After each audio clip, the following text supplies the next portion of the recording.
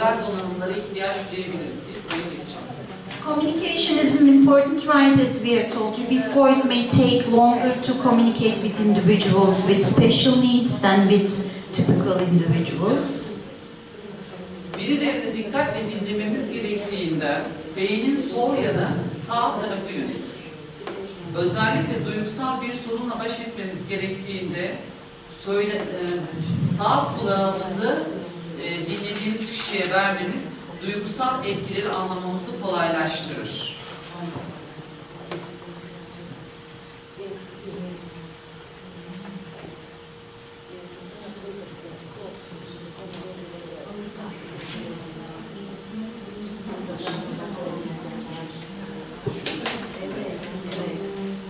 Each child is different and requires different communication methods. Sometimes people with special needs need support because of their complex communication needs. Each specific need requirement includes different and specific forms of effective communication. The left side of the brain contains primary processing centers for both speech comprehension and emotions. Since the left side of the brain is attached to the right side of the body, taking your right ear can help you better identify the emotional nuances of what someone says.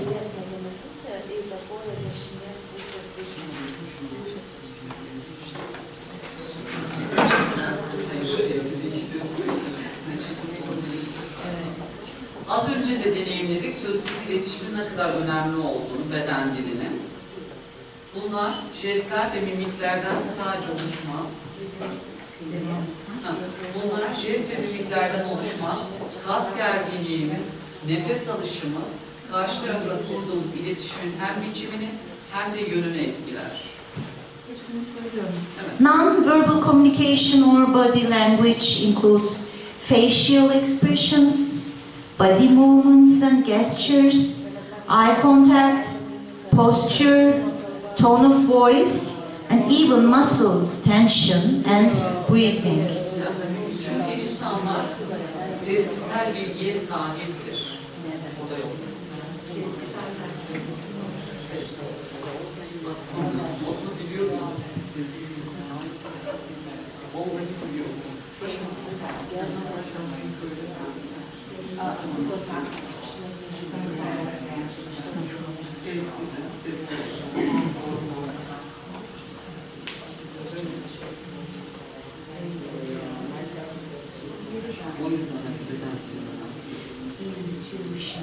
Neymiş insanlar? Beden dilini yorumladığımız için evet, sezgisel. Bu bilgiyi biliriz. Hani kasım gerginliğini, çatışma. Çünkü insanlar sezgisel olarak bedenden çatışmayı anlarlar. Human beings can understand conflict from body language of one person intuitionally. Sevgi ve şefkat anlarlar. They also understand love and emotions. The real name of the emotions, the support, intuitionally from body language. Bazen şu bile yeterlidir. Sometimes it's even enough to make the person believe that you support him or her.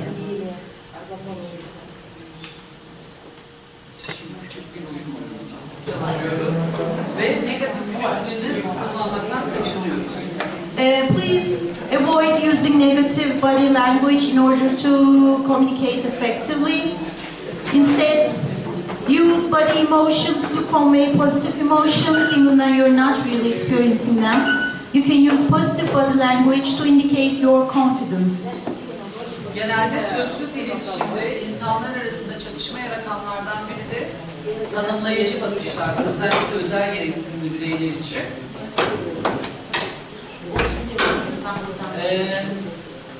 Bir örnekle gösterecek olursak, özel gereksinimli bir birey herhangi bir mekanda oturursa veya yürürse, şu şekilde bir tanımlayıcı bakışla negatif beden dilini kullanmış oluruz. Head up and look at the person with whom you will get in touch. Do not turn your eyes away. Look meaningful and soft. Keep away from questioning, searching look, such as eye enlargement, raised eyebrows, excessive squint. Start by maintaining eye contact and a firm handshake. This body language makes you feel safer and helps you relax with the other person.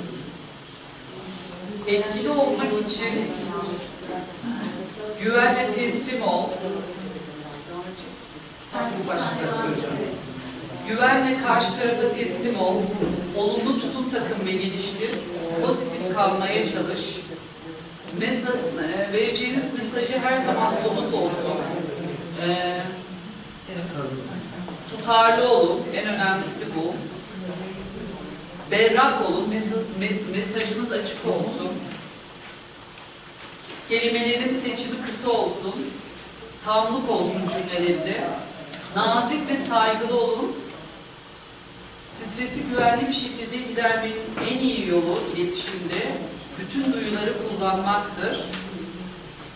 Uzlaşmaya istekli olun. Alright.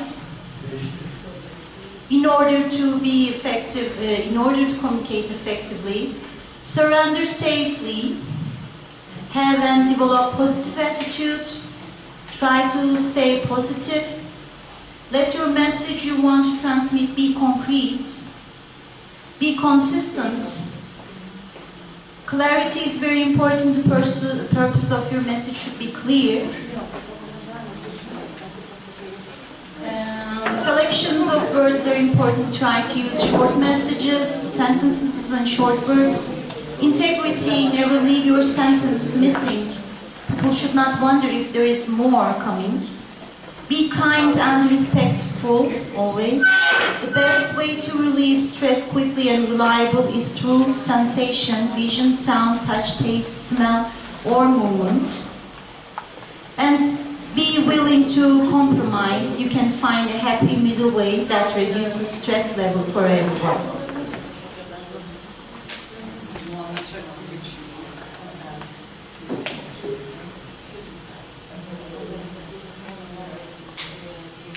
Genelde üzerinde çalışmamız gereken vücut dilimizi baktığımızda bedenimizin farkında olmak, vücudun senin hakkında ne diyor, ne tür ipuçları veriyor stres altındayken veya iletişim kururken.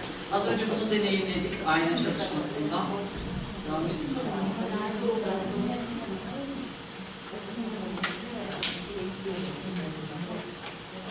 Yani şu.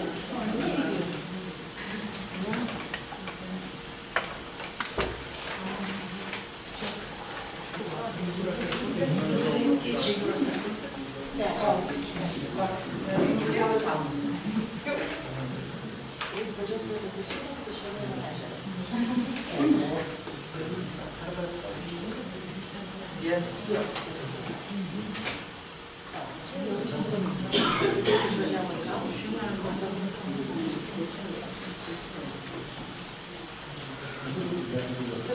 Vücudundaki duyguların farkında ol. Vücudun içinde ne var farkında ol. Öfke ve kızgınlıktaki beden dilinin farkında ol. Gerginlik, uzun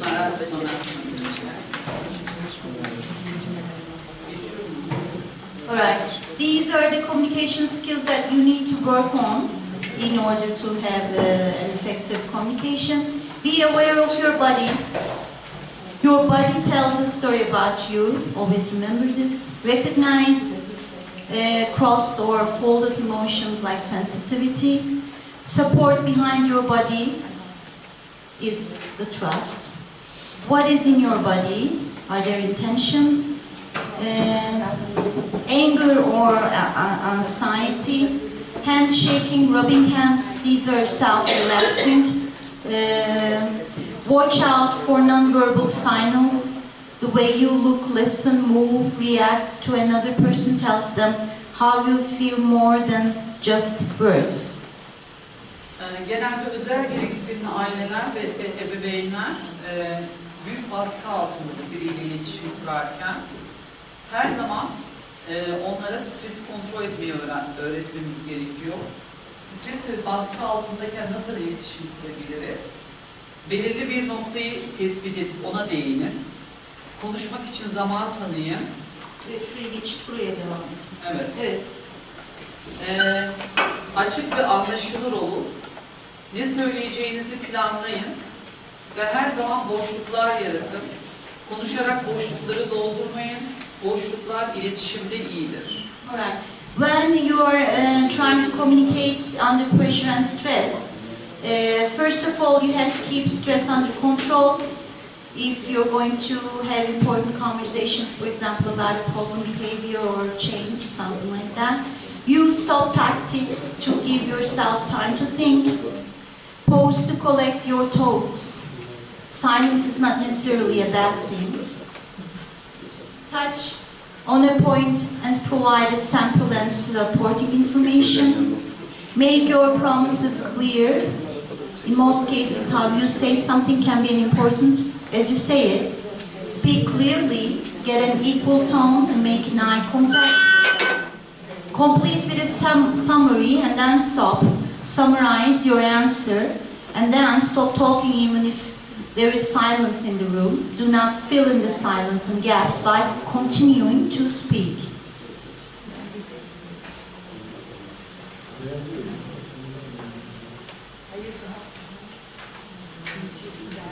Özel gereksinimli bireylerle etkin iletişim kurmanın farklı yollarını denememiz gerekiyor.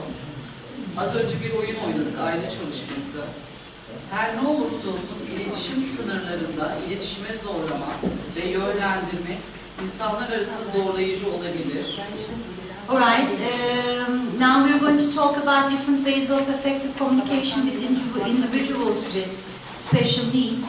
As we played a game, mirror game, before, and you can recognize that it's always important to widen up the restricts in the communication. Yani, özel gereksinimli aile ve bireyler özellikle çocuklarla çalışırken müziği kullanmak, müzik farklı öğrenme fırsatlarıdır.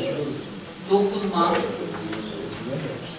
sanat, hareket, teknoloji, motive edici araçlar, işaret dili, geçmiş zaman, iletişim panoları ve görsel panolar kullanabiliriz evde ve dışarıda. Alright, these are the ways of effective communication with individuals with special needs. Music is very important. Music provides endless opportunities for learning and development. Touching is important. Tactile activities are a great way of communicating with that kind of individuals and helps individuals improve their motor skills. Art is very important as a creative standing point for individuals who are not verbal or limited in verbal communications. Movement, it helps them to become more interested in learning. Technology is also provides a total new way to communicate. Motivators respond well to encouraging and praising individuals. Sign language is like gestures, a way to communicate without using words. Transition time can be a difficult time for individuals with special needs. Clearly transmit these transitions. Social stories will help to facilitate the transition process. Communication boards are a visual way of representing speech.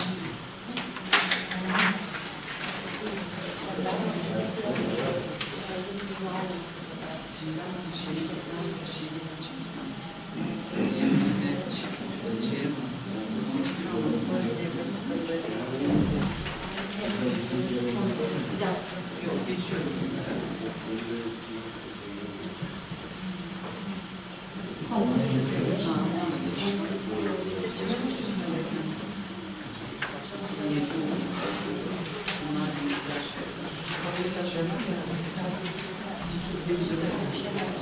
Bilmiyorum ki yani.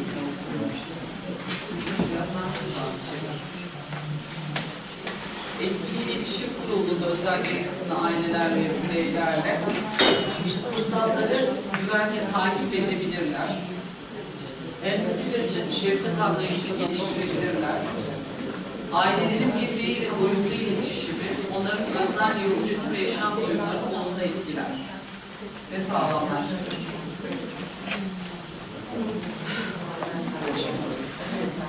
Yani neyi var?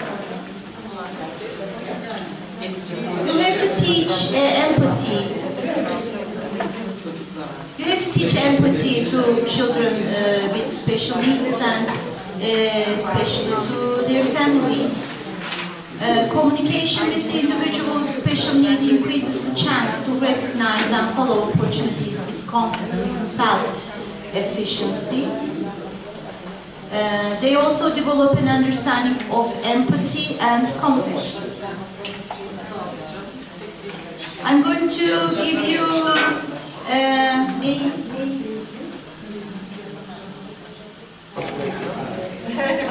are ready. I have a short presentation for the launch. Evet, öğle yemeği için öğle yemeğine gideceğiz bu sunumdan sonra. Kısa bir sunum olacak. Eğer hazırsanız başlıyoruz. We're going to start if you're ready.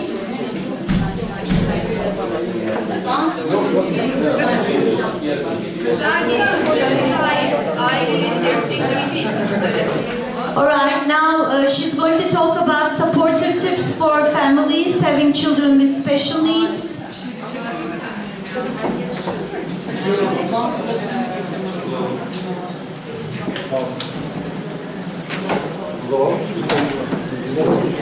Şey de var ya, burası şeyleri kelimeleri de var. Olmazsa ıslak yok. Yere düştü. Şimdi bu destek kısmını açıklarken benim burada üzerine değineceğim nokta şu. Özel gereksinimli bir çocuğa sahip olmak hayatımızda bir kırılma noktalarından birisi.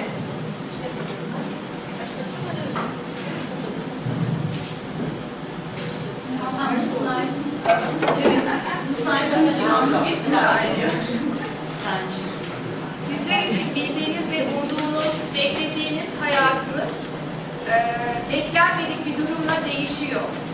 Ve siz bu süreçte nasıl baş edeceğinizi bilemiyorsunuz ve destek arayışına giriyorsunuz. Ve bu süreci iyi yönetebilmek hem sizler hem de aileniz için oldukça önemli. Alright, when you're having a child with special needs, you need to have some support. Because having a child with special needs leads to change the life that you have been living, that you know actually and hope in an undesirable direction for you. It's a situation that forces your life to be restructured, unfortunately. It's important for you and your family members to manage this transition process well. It's very, very important. Ben bu geçiş sürecini, bu travmatik süreci nasıl yöneteceğinize ilişkin bir modelden söz edeceğim. I'm going to talk about you a model in order to overcome with this traumatic transition period. And the model is called Forest model. Bu İngilizcesi 4S modeli olarak geçiyor. Başar Desen kaynaklı. Burada öncelikle özel gereksinimli bir çocuğa sahip olduk. İlk olarak yapmamız gereken, yani bir beklenmedik geçiş durumumuz var. Durumun ne olduğunu analiz etmek. Situation. Okay, this model is called, the English name of the model is called 4S and stands for the letters situation, self-support and strategies words. First of all comes the situation. That means you have to understand the situation you're in at the moment. Yani bu bir noktada problem çözme becerilerini de atıkta bulunuyor. It's about your skills in solving problem skills. Problemin nedir, durumun nedir? Önce bunu analiz ediyorum. First you analyze what's your problem, what situation you're in, so you analyze your situation. Kendime özellikle destek amaçlı ilk sorduğum soru, yani beynimiz böyle çalışıyor. Ben buna benzer daha önce bir güçlük yaşadım mı? Alright, our minds are working like that. First of all, we ask ourselves when we came across with a situation like that, have I ever experienced anything, any situation like that before? So we ask ourselves if we have gone through a struggle similar to this one. First of all, ask yourself this. Ve benzer yaşantılarında, geçmiş yaşantılarında ne gibi mekanizmaları, ne gibi destek kaynaklarını kullanıp beynini dönüştürmeye başlıyor. Our brain starts to think what kind of support mechanisms have you ever used before regarding similar transition experiences. Ve tabii ki bugün de söz ettiğimiz gibi her türlü yaşantılarla baş etmede öncelikle güç kaynağımız, destek kaynağımız kendimiz. Self. Alright, our first main basic support source is yourself. Durumu kabul edebiliyor muyum? Bu durumla mücadele etmek için ne gibi güçlü yönlerim var? Hangi zayıf yönlerim var? Destek kaynakları kimler? Ve kendimizin bir analizini yapıyoruz. Kendimizi değerlendiriyoruz. So first you have to analyze yourself in order to answer questions like should I accept the situation? How can I accept the situation? What kind of support mechanisms do I have? Am I aware of the situation? Ardından support, destek kısmına geliyoruz. Az önce söz ettiğimiz gibi kendimiz, yine ilk destek kaynağımız kişinin kendisi. As we have told before, the first and basic support mechanism is the person himself. The people who are good at self-actualization activates their resistance to events in an active way, can ask for help when needed, know that everything about life is possible, evaluate the truth correctly, do not develop intense feelings of guilt, find themselves important, can deal with the situation more strongly. Bu destek kaynaklarımızı araştırmaya başlıyoruz bu süreçte. Destek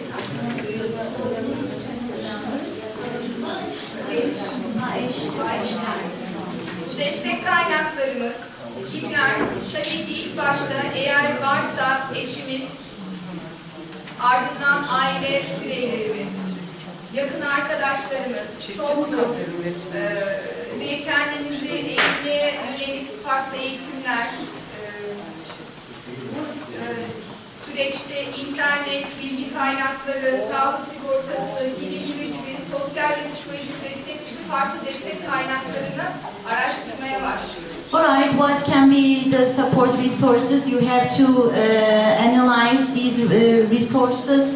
Suppose family members, friends, other social supports in the community like foundations, associations, organizations that you can come together with. Being encouraged, information sources like on the internet, practical assistance related to the care of the child with special needs, health insurance, social security, financial support, government support, and etc.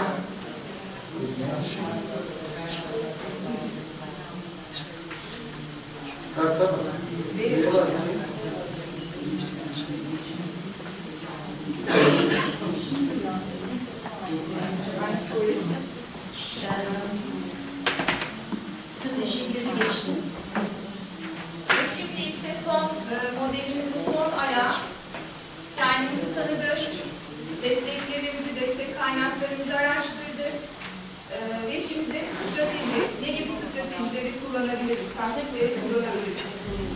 Now we have understand ourselves. We have searched for the support, and lastly, the fourth S is the strategy. So responses for adaptation to situation, acceptance, search for support resources, and etc. could be a strategy. Changing the meaning of the problem. Having a child with special needs will give you a different life experience and risk perspective, even if it's difficult. Coping with stress in the process of adapting to your new life with a child with special needs. Psychological supports that you can take, so socialization platforms, yoga relaxation supports, and etc. that you can have. Burada özellikle altı çizdiğim nokta, özellikle ve bu projenin de ana konusu olan öznel iyi oluş ve yaşam doyumumuzu bu travmatik yaşantıyla baş etme sürecinde öğreneceğimiz stresle baş etme yöntemleri oldukça etkili ve bu noktada etkilenen olan sosyal, psikolojik ve sosyal destek almak ve bunun yanı sıra kendi öznel iyi oluşumuzu, yaşam doyumumuzu artırmak amacıyla farklı aktivitelerde bulunmak. Regarding the basic goal of this project, actually in order to develop the social objective well-being, it's very important that you take a psychological support. So socialization platforms are also very, very important. So you have to take place in these kind of platforms. And also yoga, relaxation, support and activities like that, outdoor, indoor activities are hobbies, really, really very important. That will make you more strong when coping with stress in the process of adapting to your new life. Özellikle durumu kabul etmek, kendini suçlamamak, duygularını fark etmek, özel gereksinimli çocuğun ihtiyacı olan her türlü sağlıklı, psikolojik, eğitimsel amaçlı hizmetleri planlayabilmek ve bu süreçte destek alabilmek, sosyal destek kaynaklarını araştırabilmek, özel gereksinimlere sahip olanlar, benzer deneyimlere sahip olan ailelerle iletişim kurabilmek.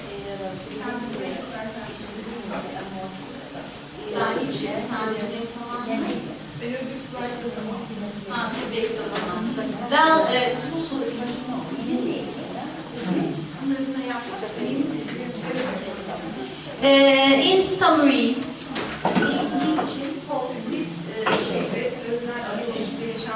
In summary, in order for you to strengthen your life satisfaction and subjective well-being, you have to first of all accept the situation. You're not blaming yourself or search a guilty person for the situation. You have to receive psychological support, all of you in the family and individual to cope with difficulties. You have to realize your emotions and live without denial, because you have to accept. You have to conduct research or get consultancy services, because you have to correctly plan the health care, education, psychological and social services needed by your children. You have to receive training and support from professionals about your responsibilities.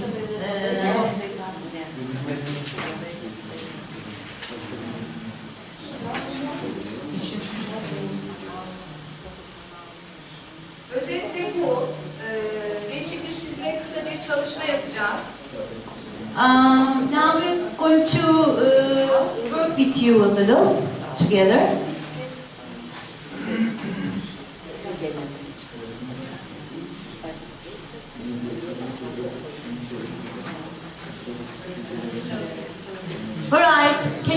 here, please.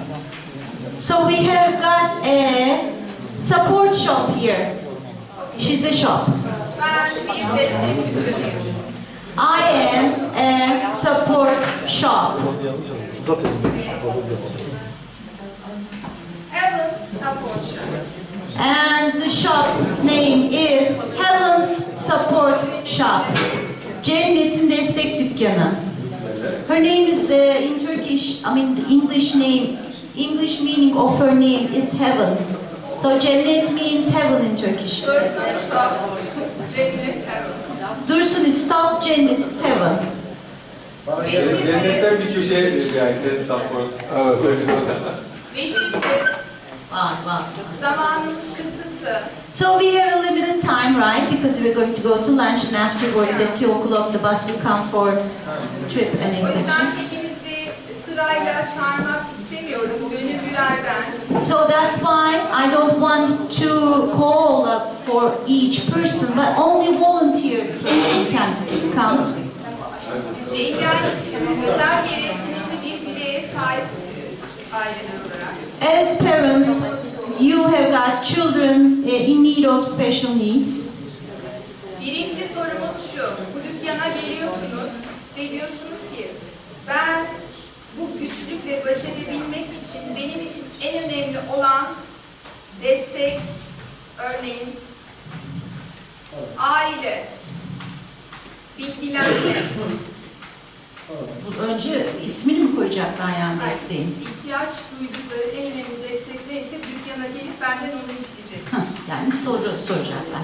Alright, the first thing that you're going to do, you're going to come to the shop and ask for the most important support that you're in need of. You're going to go to the shop and you're going to say, I need, for example, I need a family support, or I need to get informed on this subject. So you're going to, not money, you're not going to ask or require for money, okay? But you're going to ask for a support that you think is very important for yourself. Peki ben bu destek karşılığında onlardan para dışında bir şey isteyeceğim. Para istemiyorum. Desteği alabilmek. But in order you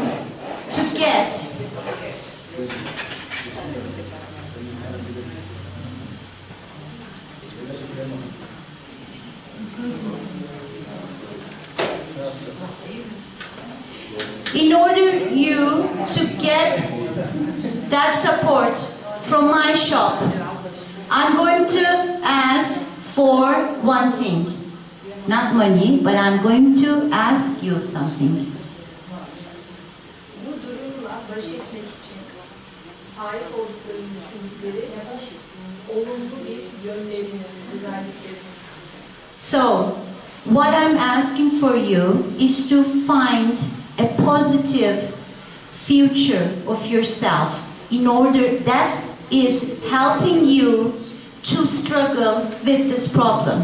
That can be a characteristic future of you, that can be a special skills that you can do, but this skill or this characteristic feature, this characteristic thing that you're going to say should be something that is really very helpful for your struggle in solving this problem. Okay? Okay. Is it clear? I am waiting. So she's waiting for you.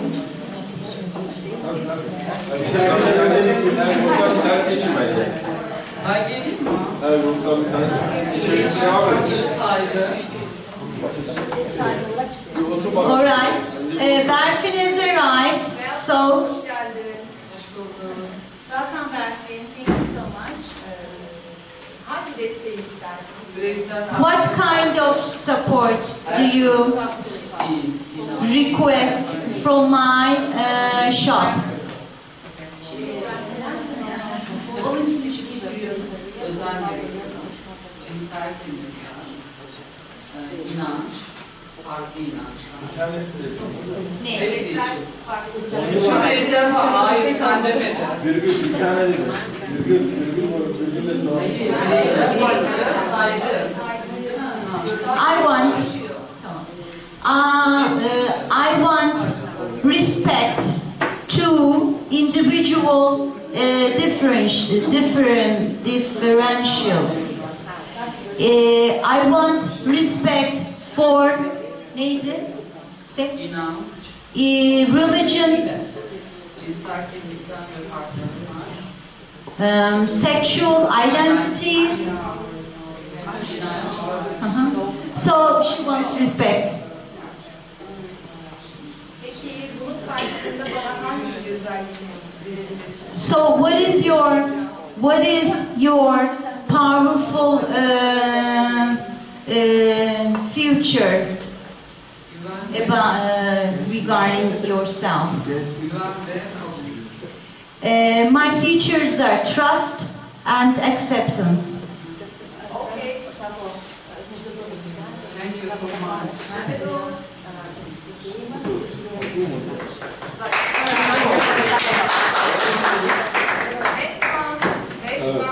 Next one. She's waiting for you. Her masadan bir kişi. Bir ev sahibi. Tülay, come over here, Tülay. Sürecini düşün. Takım kaptanlar gelsin. Sistematik süreçlerde değil. Dursun, En önemli destek dursun, kaynağı neydi? dursun, dursun. Dursun hocam. Come over here. Direkt Yalnız versin. Welcome. Okay, sit down, please. Destek isteyeceğiz senden değil mi? Hangi tür desteği istiyorsun? What kind of support do you request, Dursun? Yaşadığın süreçte en çok niye desteği? Hangi desteği? For example, you can think that what was the most supportive thing in your struggle should help you. Çocuğa sağlayacağım destekler için kendime sabrı diliyorum. First of all, I request patience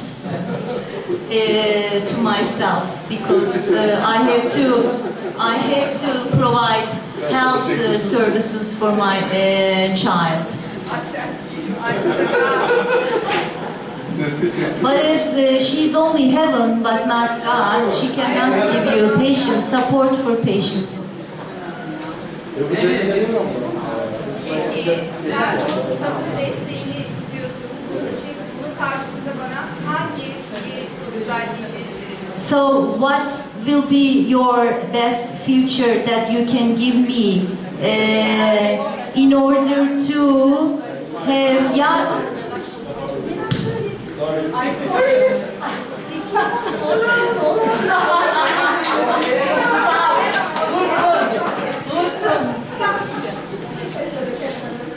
So what is your best future that you can give to me in order that I can give you patience?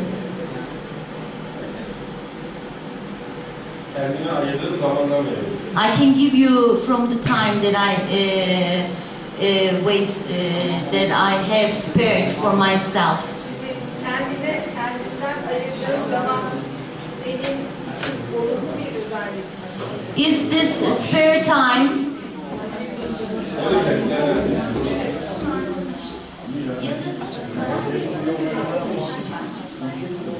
Ne diyordun?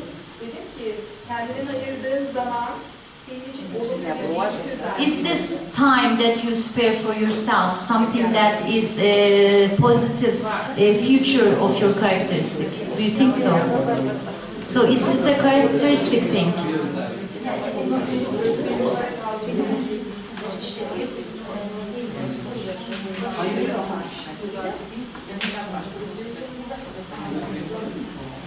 Daha demiyor. Kendinden edersen özverili olduğun için. Fedakarlıklar Ay ne kadar maddiyatçı olduk ortaya çıkıyorsun mahvedeceğim artık. Rachel beni konularda ne diyorsun? Özlem. Özgürlüğün fedakarlık var, sacrifice.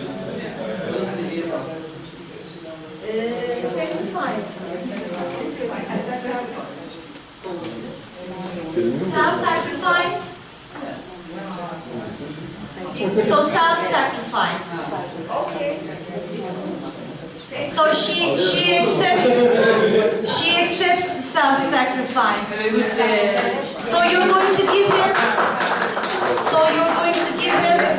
All right.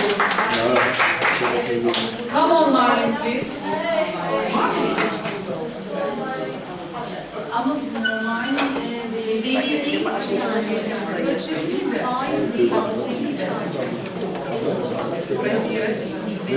Abla diyor, abla mı diyor? Teyzenin abla sırayı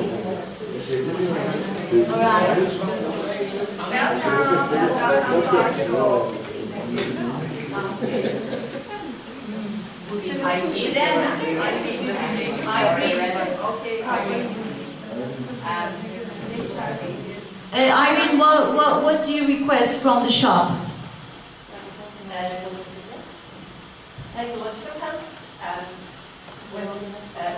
pressure from family, pressure from work, pressure from everything. Evet, üzerimde çok fazla baskı var. Aileden ayrı baskı var, iş yerinden ayrı baskı var. O yüzden de psikolojik destek istiyorum.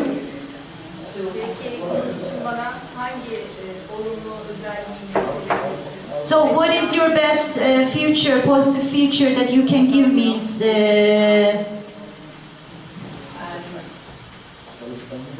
Visualize time, someone to talk to that's not family. Someone who's able to talk to strangers. So offer that support. Sana bunun karşılığında aileden olmayan birisiyle konuşma konuşabilme özelliğini verebilirim. But you have to give me something that is your strength, your characteristic strength in order to struggle with all these problems so far. So,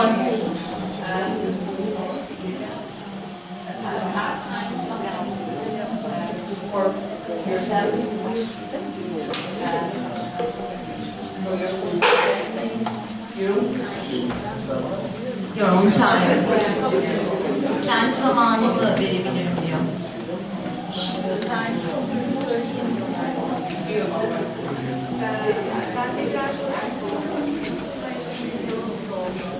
So maybe you can tell us some personality traits of yours. Personality trait that helps you to struggle with this problem. So you need to give me some personality trait that helps you struggling all through this problem. Açık fikirli bir insanım ve paylaşmaya açığım. Okay, I take your openness and willing to share. Thank you. You're welcome.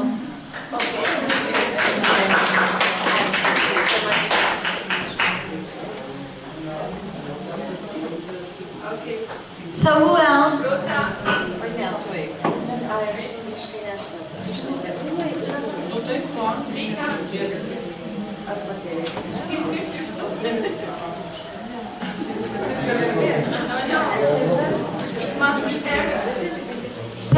Parents. You're expecting parents, please.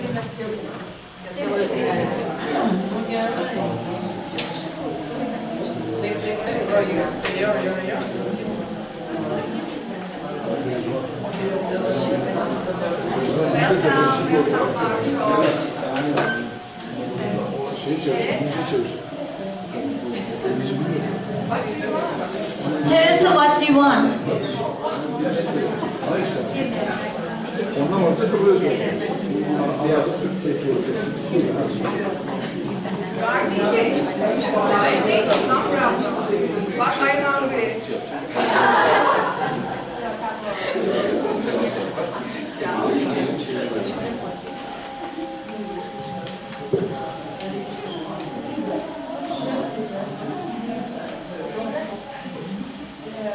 she needs strength. Güçlü olmayı istiyorsun. Güç desteğini istiyor. Peki bu güç desteğini biraz daha açabilir misin? Yani Can you nasıl bir open güç? up the strength? I mean, can you determine, can you detail this strength? What kind of strength do you want? Because of the destiny. What kind of strength do you want?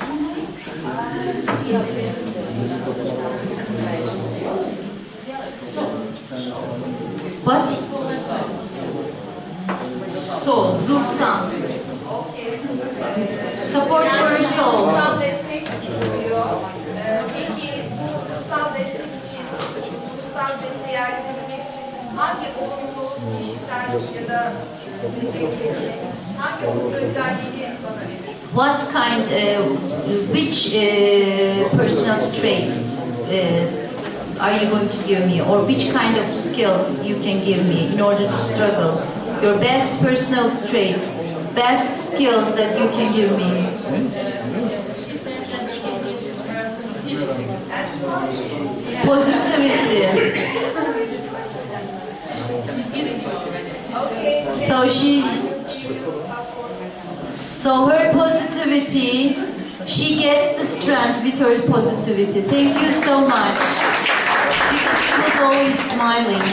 The shopkeeper really liked her. Because she was smiling. Demet, come over here, Demet. Come on, Demet. Çipini ver.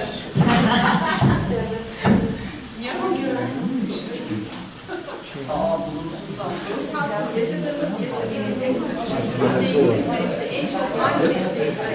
So what was the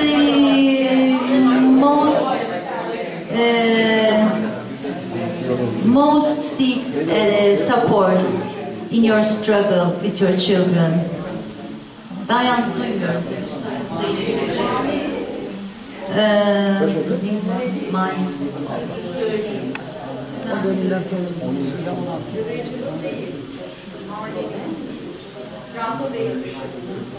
Spiritual, moral support.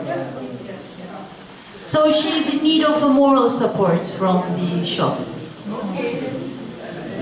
Sen bu desteği benden alabilmek için hangi olumlu özellikleri So what are you going to give me in response to the support? What's your favorite skill? What's your positive characteristic?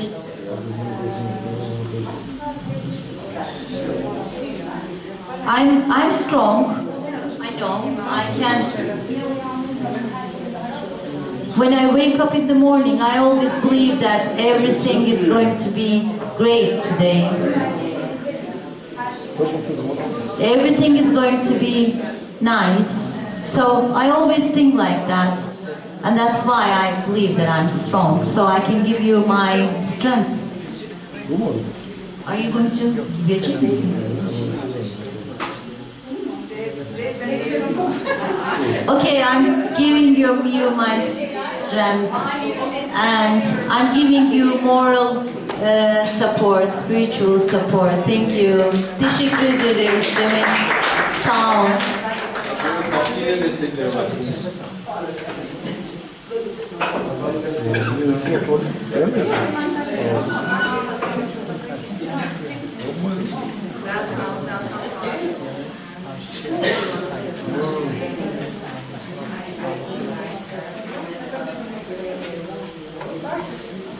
Excuse me.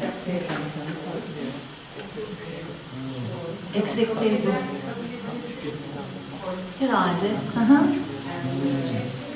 Ama ben Türkçesini anlamadım, siz anladınız. bir okul.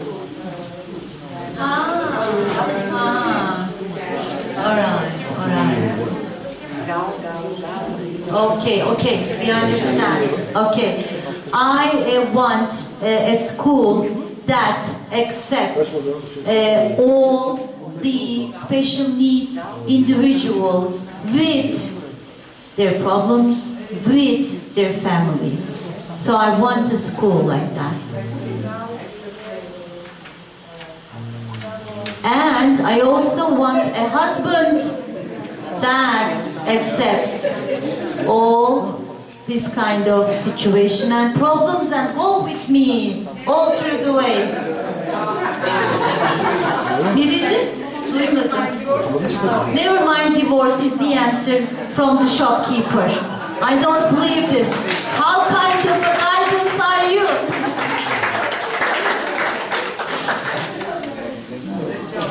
Evet, bu arada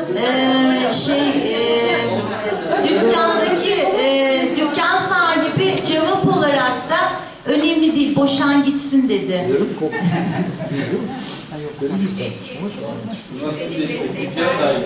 Biz de öyle dedik.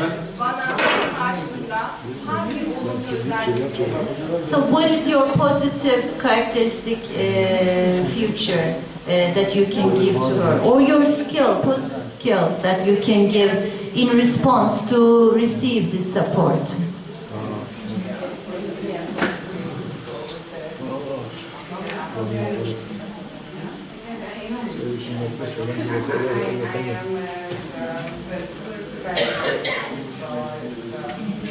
Ben çok pozitif bir insanım.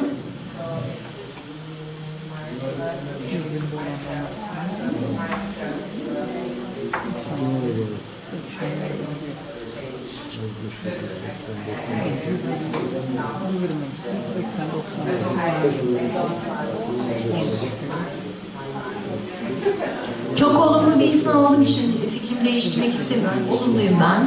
Olumlu olmuş olma özelliğimi verebilirim. The support.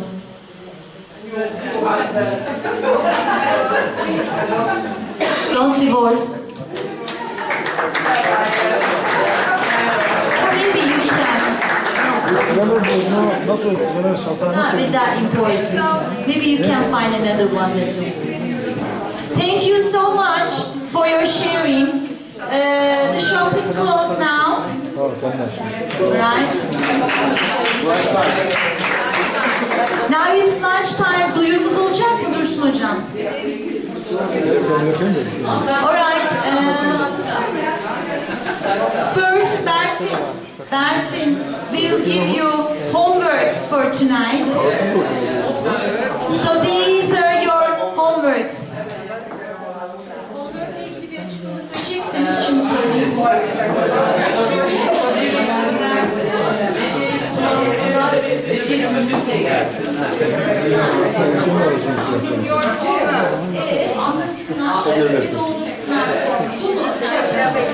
Alright, your challenge is to understand what's written on this form. First of all, because it's in Turkish, you have to somehow try to understand what's written in the form. And afterwards, you're going to fill up the form in English. So you need to seek for different kind of communication skills in order to fill up this form. At least in order to understand what's written in the form. And afterwards, when you understood what's there, you have to fill up the form. Actually, the form is about daily activity diary, right? But you try to find ways to understand what's on the form. The homework will be returned on Monday, all right? Monday, yes. You have to work that out. That's the homework itself. You have to understand what's on the... But not only that kind of communication, you have to ask to other people. Yeah, you can, of course you can, my darling, of course you can.